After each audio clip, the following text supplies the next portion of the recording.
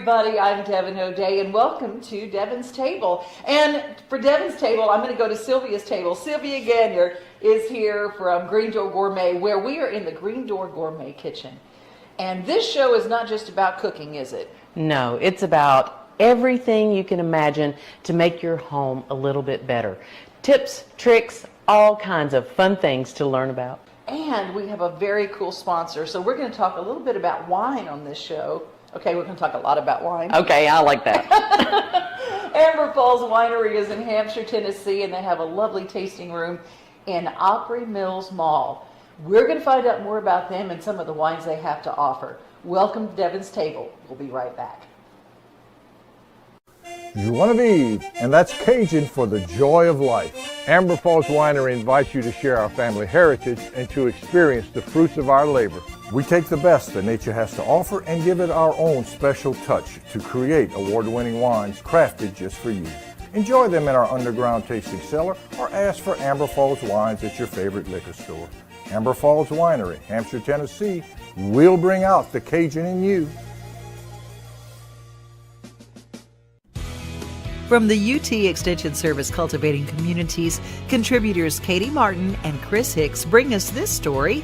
You know, goats are really popular, and DeKalb County is the home of a very, very special goat farm. We are at Harmony Lane Farm and Creamery. We are a grade A goat dairy here in Smithville, Tennessee. And we've been open to the public as far as our agritourism goes about 3 years, going into our 4th year. Licensed 6 and been on the farm for 12. Everything in this store is made out of goat milk. When I came down with gastroparesis, I researched really what to do. I wanted to get off my medication, and goat milk was the first thing that popped up. So I was getting some goat milk from a man down the street. I decided, well, why don't I just try my hand at a few goats. I started researching. I went to a lot of goat shows. I actually had a goat mentor for about 5 years. And that's really how it started. My first 4 original goats quickly turned into 16. That was some years ago. Now we're up to about 175, 14 intact breeding bucks. We're milking 60 yearlings, kids. We are a disease-free herd. We test for everything. A closed herd. No goats come on our farm, no goats leave. So I used to show, but I had to choose between making cheese and showing. So we're not showing anymore. But I'm breeding like I'm showing. So every breeding is a lot of thought goes into it. We have a breeding program. So we're known for our baby goat cuddling nursery. So you can come, we'll swaddle a baby goat in a blanket and put it on your lap to cuddle. We're going to milk at 6 in the morning and 5:45 in the evening. Our agritourism opens up about 10 o'clock. And not only do we have baby goats, but we have donkeys, a miniature donkey, a standard donkey. We give you carrots to feed them. I tried to just picture other animals that were friendly, that people could interact with. So people do call it a petting zoo. I don't know if that's my first go-to word, but donkeys, llamas, emus. We have a scarlet macaw. He's 7, named Benny. We actually trained him to, he'll sit on your arm, we call it your branch, and take a picture. So it's not just the baby goats. Goat milk in general has a bad name, I feel. Sometimes people think it has to taste goaty. It does not. It is a sweet, delicious milk, so we've turned that into all types of products. We do have a 4-person minimum for a tour. It's extensive. I take you on all 64 acres on a trolley, so you get to see our Angus beef herd. We raise our own meat. You get to see our hogs. We raise our own sausage here in the farm store. And so I'll take you on all the property, kind of all the behind the scenes things that you maybe wouldn't see just coming to cuddle. I take you in the parlor and I let you milk a goat by hand. So you're with me about an hour and a half, and we do 2 tours a day, only 10:30 in the morning and 2. And then after you're with me on the tour and see all the behind the scenes, I send you to this baby goat cuddling nursery petting side, and then you stay there as long as you want. So it's a full day. We have a brand new pavilion. You can bring your lunch now and eat it over there, but we have ice cream, cheese. We'll give you crackers if you buy some cheese and a knife. Eventually, we'd like to use our food, our meat, and cook for you and make lunch in that pavilion. We have a full-size kitchen that we're trying to finish. Even to this day, people, they want their own goat. They want their own milk. They're more, I think, farm conscientious. They want to know where their meats are coming from, and that's what I've been really pushing here on the farm. When I do tours, I'll tell the kids, this is your hamburger and steak we're driving into now. We'll drive into an Angus beef herd field. When we see the hogs, this is your bacon and sausage. Kids don't even know where their milk comes from. So that's important to me to share that. And so I think we've had an increase, I know we have, in sales due to that. Our long-term plans are, I'd love to get that kitchen up and running. We actually have a chef that wants to come to work for us. So once we get all the kitchen equipment put in, just to be able to cook people a nice lunch. They come out here, they spend a lot of time, and then sometimes I'll allow them actually to go get lunch and come back and finish their day. So for us to be able to have that option for them, using our meat, our ground beef, our sausage, our brats, we feel like that would be just a nice bonus. Of course, the pavilion, we can have much larger parties now. We've been having parties for some time, and that's why we made the pavilion to give them a nicer, larger area. Surround sound, television, ceiling fans. So, but long term, a couple more structures, maybe even. So you'll see when you go to the other side how we're set up and all the different stations that I mentioned. I'd like to maybe have a jet out area in the middle of the milkers field. It would be covered and have high top tables in the middle, and so people could still visit the animals outside the fencing, but come to the center of that area and maybe have a little snack pack of cheese and crackers and a knife, a little brown paper bag for a snack.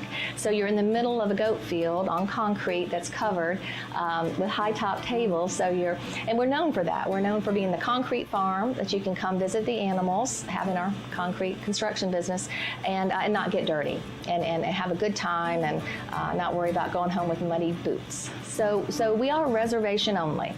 But we are a tourist attraction. So we have our sign off of I-40 going both directions, and then it guides you after that, a couple signs to send you here. So when those people see, Harmony Lane Farm and Creamery and, oh, let's go check it out, if you show up, of course, we're going to try to accommodate you. But we prefer a reservation if you can, right? And you do that on the website, Harmony Lane Farms with an S.com. And then, of course, we have Facebook. We have, I think, close to 13,000 followers, Instagram, and TikTok. So I do tell people on their tours, if you want to know the newest and greatest thing happening here at Harmony Lane, to follow us on those social media platforms, and you'll stay plugged in. But if you just show up, we're going to try to get you to the other side. Worst case scenario, you shop in the store, get some ice cream, sit at the pavilion. But if the other side, meaning the petting, cuddling side's not that busy, we get you in there. So, but reservations are the best way. You can follow the great shows from Cultivating Communities, the UT Extension Service in Smith County, with our friends Katie Martin and Chris Hicks. Thank you so much for contributing, guys, and thanks for all you do to help us get back to the goodness of the earth. Amber Falls Winery offers all kinds of wines, and it's not just for drinking. It is for adding to pot roast and wonderful meat dishes. It pairs with cheese at a wine and cheese party beautifully. Plus, there are flavors and different kinds that work with fish and red meats. There are some that work with seafood beautifully, and pairings for desserts and salads. And there's an entire flight of different seasonal flavors too. You might want something that will pair with a holiday meal. They've got it at Amber Falls Winery. Beautiful flavors, beautiful vintages, and wonderful award-winning wines of all sorts. Amber Falls Winery in Hampshire, Tennessee, and also with a tasting room in Opry Mills Mall.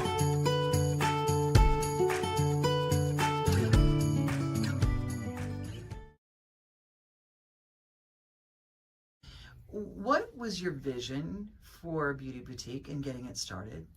10 years ago, it's been almost 10 years ago since I opened the doors to Beauty Boutique. And honestly, I'm not for sure that I had a vision. I was much younger, and I just knew that Lebanon needed something a little bit different. And so the concept of having a salon, a spa, and clothing all in one place, it could be a one-stop shop. And it really involved itself. Our clients really developed more of the concept than I think I did. We grew with our clients and our clientele. And over the years, I shop for our specific clients. When I go to market, I envision who will wear our clothing, who will love the skincare and so forth. And so that's really and truly how we've evolved over the past 10 years. What are all the different services that you offer here? Because yes, you can get clothes, you can buy the products to make your skin and your hair look great, but what are the services that you offer here? We offer, at Beauty Boutique, we offer a little bit of everything. So we have a full service salon we have 6 full-time stylists who do everything from hair extensions to color, to bridal updos and so forth. Our medical spa is, we have 2 amazing medical estheticians that they do everything from facials to waxing, but medical grade, microneedling to chemical peels. And then, of course, the boutique side, you can come in and you can shop for work and for play. And we carry a little bit of everything from, accessories to shoes to clothing. So what I'm most proud about is that at Beauty Boutique, you do not have to go to Nashville. You can find it right here in our hometown, and you can be dressed for date night, or you can be dressed for Saturday lounging, which is my favorite.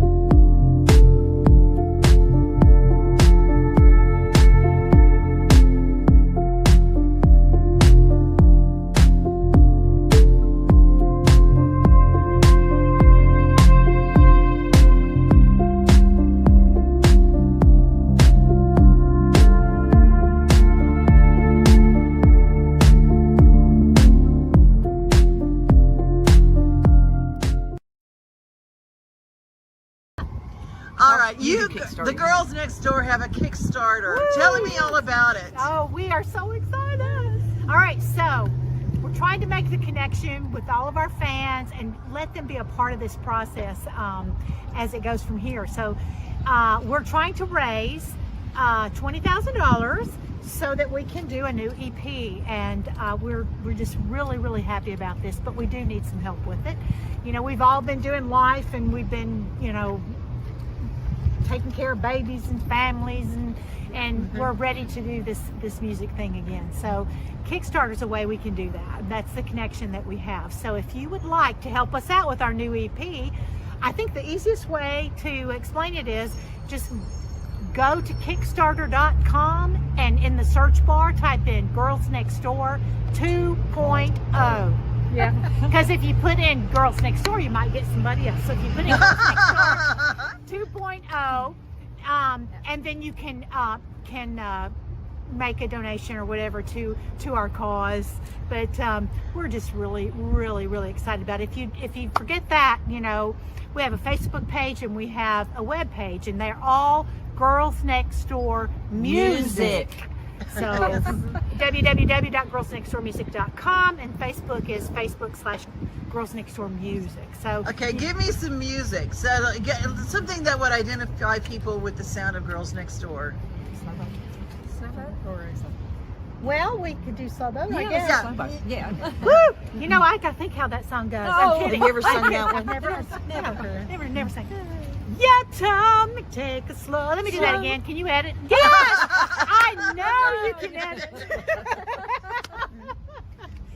Yeah, told me take a slow boat to China. Well, I didn't, baby, nothing could be finer. I'll take a slow boat to anywhere away from you. You still got it. Yes, I love it. I do think my first hickey was from a preacher's son. I think it was. I think it was a preacher's son. I'm not even gonna tell you how old I was. Did you tell it? Did you have to try to get it off? Oh my gosh, I didn't even know what was going on. Yeah. We did a comb and I think, and it was in July, so I couldn't wear turtlenecks the next day. It was at a July 4th Christian concert. Oh my gosh. So yeah, that song is Tammy's apropos. telling her hickey story. I hear it. She got it. Toothpaste always was the thing. Toothpaste. Yeah. Don't you remember toothpaste was always the hickey cure? I never remembered that. Golly. Don't know that one. No, was that do with like Yeah, rub on it and bring the blood. I used to have to do that to my sister. Well, okay. She would come home. That's why you're no longer the adult in the room. Well, yeah, except she had them, but I was. You were not her.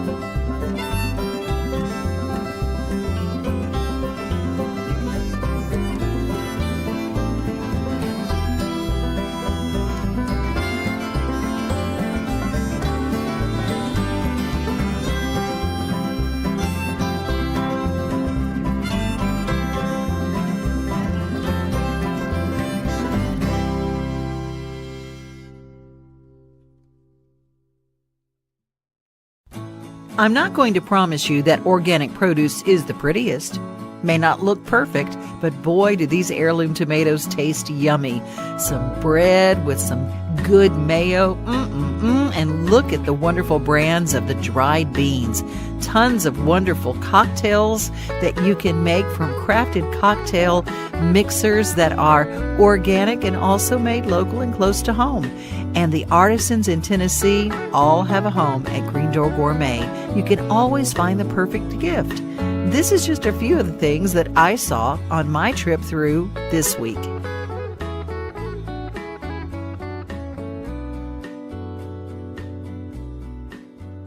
I'm Kelly, and I'm the lead floral designer here at Green Door Gourmet. I am making some jar arrangements to go in our on-farm store, into our farmers markets that we sell to, and I'm going to kind of talk about my process that I go through. I start with a base of greenery to kind of give it a little balance when I start putting stuff in, and then I start with some tall, fluffy things. These really awesome black-eyed Susans that the girls have grown are super helpful. I want to leave them kind of long. I can kind of see what it's going to look like if I hold it next to the jar before I cut, and that might be a little too tall. It's always better to make things too long than too short, because you can always make it shorter, but you can't make stuff taller. And it's okay if it's not perfect right away. I'm gonna kind of fluff out the bottom a little more. They're so happy, so I kind of want to put a lot in there. So I have all this yellow in here. I kind of want to think about what my color palette's gonna be. I have a lot of pink and red and orange going on, so I might do kind of like a peachy, yellowy, creamy guy this time. So next I'm gonna pick my focal flowers, which are gonna be like the biggest flower. And I've been using a lot of our dahlias recently because they have just really popped with all this rain. So I'm gonna go over to my buckets, pick 1 to 3, kind of all different sizes. I wanna get off all the leaves that are at the bottom. If there's a lot of leaves in the water, then they'll rot faster. I never wanna cut really on a joint right there. I wanna cut at an angle right above or below it. I kinda like him down low because he's so beautiful. Dahlias are pretty fragile. They get pretty breakable right there, so you want to be careful with them. And I kind of, since these are all so tall, and this is down low, I might want to bring something else tall of the same color up there. So I delicately place him in there. And they're kind of, I think they're too close to each other, so I might cut him down shorter, which means I'd have to cut off this guy, which is okay. And it's always good to kind of pull and push and like tuck and rearrange stuff as you're going. Don't focus too hard on it, but it's good to do that. And then I might put him in the back.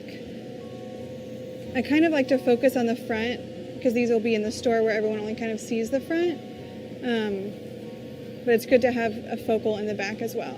Next, I'm gonna kind of choose another medium-sized flower to kind of fill in some space. I'll use some Lysianthus. I might use some pinks.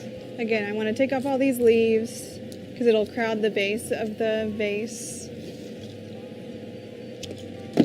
And I want to think, when I'm making an arrangement, I want to think about the line that I'm creating, the visual line, and all the different textures and the colors and how they balance each other.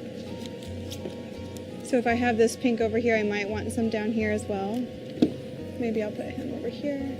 And I might put some behind as well to create that depth. And now I think I'm going to put some peach zinnias in there, another medium-sized bloom. I might just do 2.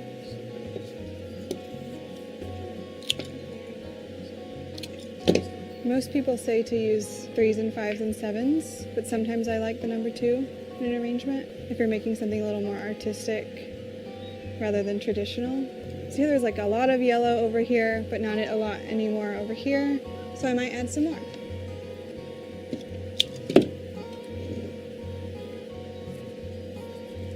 Just to keep your eye moving all over the arrangement so it doesn't get stuck in one place. And you also want to make sure not everything is on the same plane and it's not so flat. This guy's nice and tall, so I might put him in back.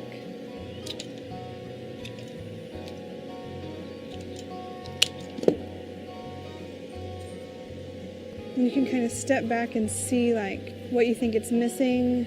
Maybe some gomphrena. These guys are fun, summer flowers. They add a lot of texture and they dry really well too.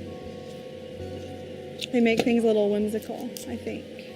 You might put him behind. So they show a little bit, but you know, they're not the focal. It's like some filler flowers, what I call them. You know, not everything has to be perfect, you know, especially, you know, with working with garden and farm flowers, it's fun to kind of see the imperfections that still make things, you know, original and unique. So now I'm kind of just pushing and pulling to make sure everything has their own space, and I think we could call that it. You can find these in our store and at the Richland Farmers Market and all over the farm.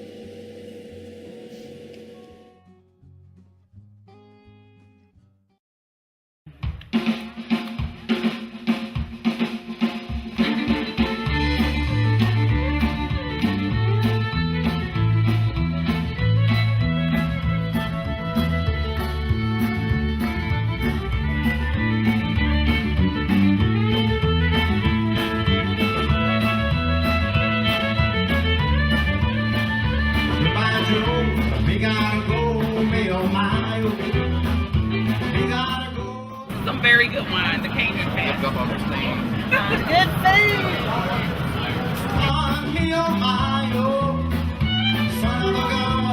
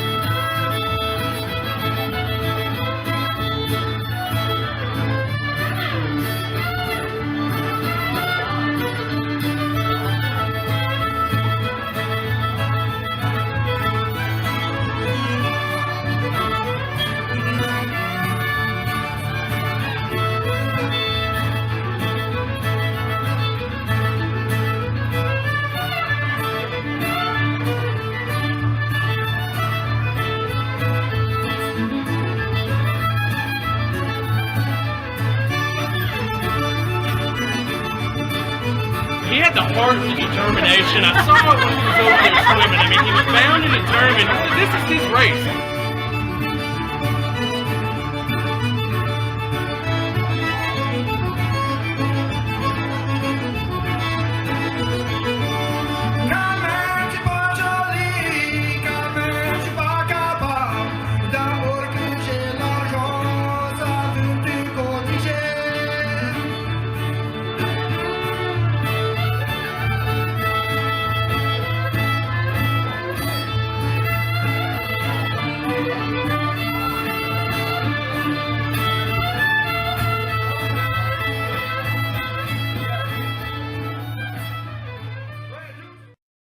All right, this is the big deal. This is making the roux.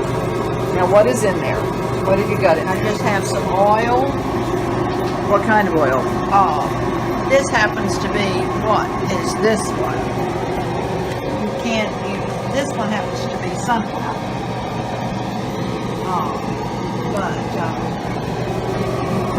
I put just enough to kind of cover the bottom of the skillet, not too deep.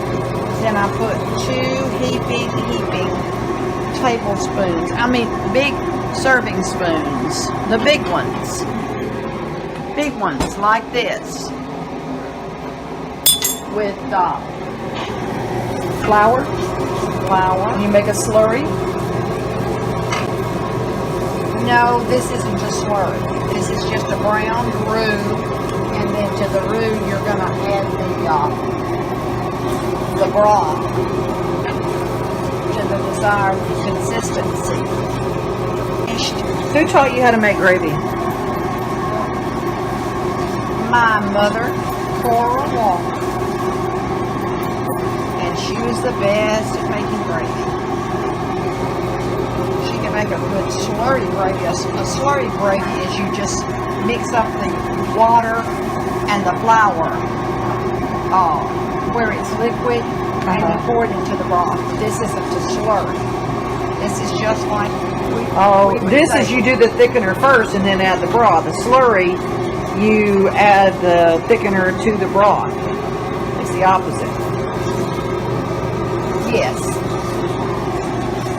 Okay. You're adding the broth to the thickener, which we call roux. Of course, I didn't know it was called roux until they said, because we're not from South Louisiana, we're from North Louisiana, or central to north, and of course the people were poor and they survived on what we call flour, gravy, and biscuits and cornbread and good vegetables. Actually, it was really good, healthy food. But now this, I said, that's I'm gonna look under here at how the flame is not very high, not terribly high. You don't want because you don't want to burn this. And I made sure that even though I had prepared the vegetables and the sausage in this, instead of just putting it right in there, I noticed that it had browned and there was some residue in it. So I took a little pad and cleaned it out real good, because that would have burned before this had got a chance to get. But when I'm doing turkey gravy, I don't brown it as much, but I do as when I'm doing gumbo, or as So you when I'm start doing- gumbo the same way. You can. Usually it's more this, but You're nice and dark, though. but you get it dark, but you have to be very careful and you can't leave it. All right. You've been doing this for about 10 minutes now? I don't know. I don't count the time. I'm thinking about 10 minutes to get to this, and it's kind of a nice light brown. The turkey gravy going a little bit lighter. Yes. The same kind of roux, if you just keep going and get it about darker, if you like a dark roux for your gumbo. Jambalaya, same thing. You start with this. Now, when it gets to the right color, you start adding your liquid to make it actually gravy. And we're using chicken broth. That all in the, now how, when you turn down the heat on it? You just let it cook at a pretty rapid pace, and you know, you just keep cooking and stirring, and because you want it to all get all and be smooth. Now some people strain. We don't. Well, a few lumpy gravies, a few little lumps might be okay, huh? They're good. Yeah, we'll see if you're doing then they're homemade. fried steak or something like that. I like to leave some of the little pieces in. See, it's getting there. It's smoothing out. Ooh, and when you get it just right, and it's seasoned just right. Yeah, what did you use to season it? I just use salt and pepper. Can't go wrong with just salt and pepper.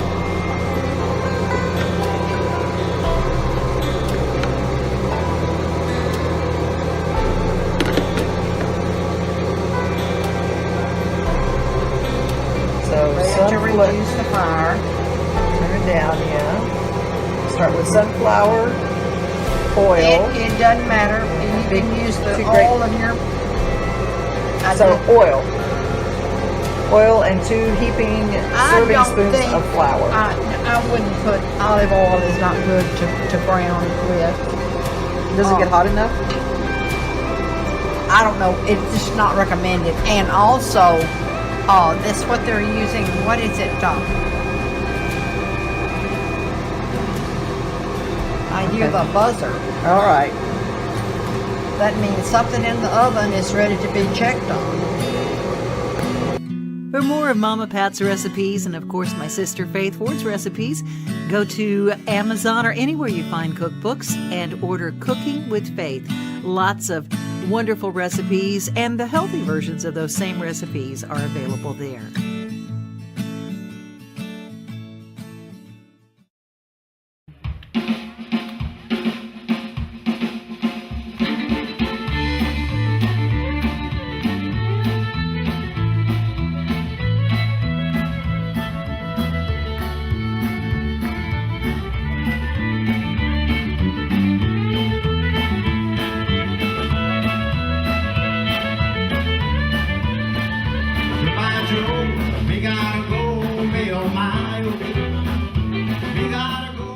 Some very good wine, the Cajun Fest.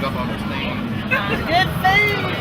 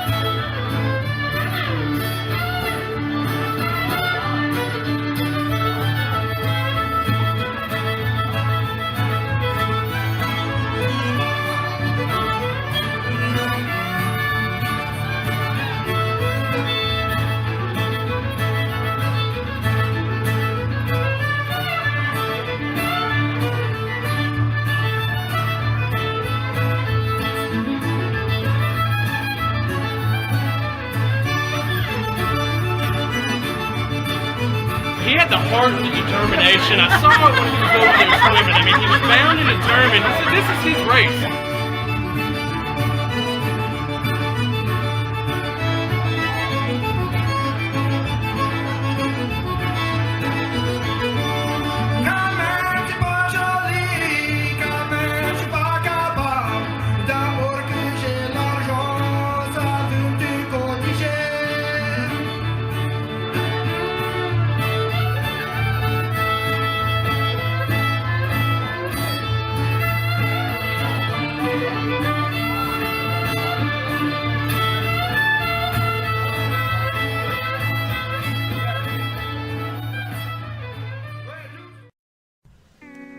When you think of Middle Tennessee or Nashville, Franklin, you might not think polo. That seems like something that the British would do, or the South Africans would do, or the people from Argentina. Well, they do, but so do we. Here in Middle Tennessee or in Ingram, along with James and Lexi Armstrong, every year at Riverview Farm and Orrin Ingram's farm, they get together with Nashville Polo, and they have an invitational that is second to none. Voted the #1 charity event in Williamson County. People get together and celebrate a wonderful game of polo with world-class players while raising money for two very worthy organizations. Over 25 years, they've been meeting once a year to play polo and raise money. And they've raised over $3 million for Rochelle Center and Saddle Up. If you don't know about Saddle Up, it is a therapeutic riding program in Leapers Fork, Tennessee for challenged children, but they're all equal on top of a horse. It's an amazing organization, and Rochelle Center does incredible work with challenged adults. Their work programs and daycare programs are incredible, and that's why Orrin Ingram, his family, and a host of volunteers and people who buy tickets and cabanas, they decorate, they go all out. This year, there was a safari theme. They have a winning team, and they have great sponsors. They have the winning pony, the best playing pony, and they have stick horse races, and the kids really get a big kick out of stomping the divots. Now what that is walking across the field, and literally every place that there's a piece of turf that is pushed up, you actually stomp the divot and make sure that the field is back in place. Now, if you don't know a lot about polo, it's okay. You really don't have to. You just go, buy a ticket, you eat well, and enjoy a wonderful afternoon. It is fast-paced, it is real, and it is an incredible event for those two organizations. I hope you'll check out chuckersforcharity.com.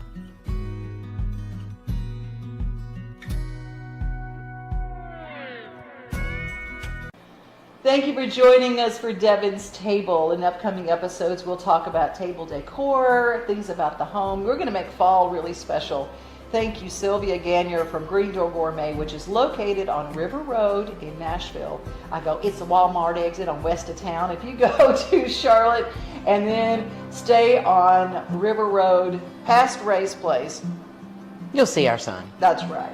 Right there. Don't go in the farm truck entrance. You go in there's a nice welcome. I love it. I feel like I'm home when I come here. It's just so amazing.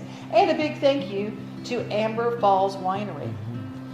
You have been a wealth of information, as I knew you would be. You're so good at what you do. Thank you for bringing all your knowledge to everybody. It's a pleasure to be able to share some of the things that I've learned along the way, and anytime I get to spend time with you, Devon, it's always fun. I love it. I love it.